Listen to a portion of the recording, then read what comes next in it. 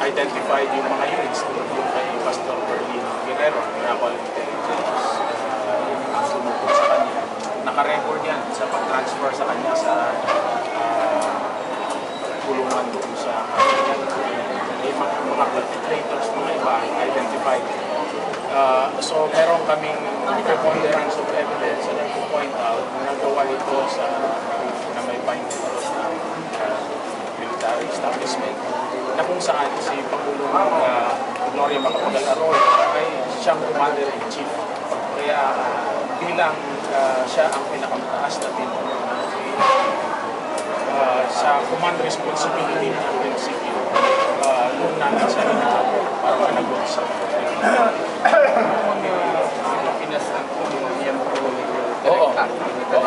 direct members at manggagawa ng United Church of Christ in the Philippines. So in behalf ng mga victims na kaanin ng UCCP, kami ay nagsasampa para sa kanila. Do you see Bishop as a crackdown organization? Hindi naman necessarily ganun.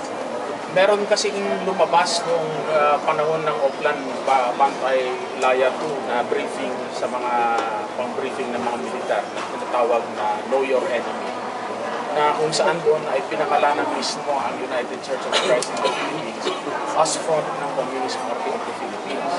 So, yun ang nagbigay sa paningin namin na puwang para sa ganon ay mabiktima ang marami sa ating mga kaanib at mga pastor.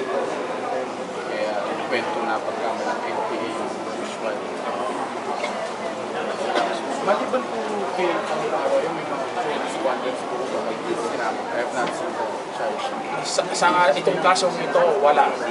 Siya lang muna ang aming hinahabol sa civil case.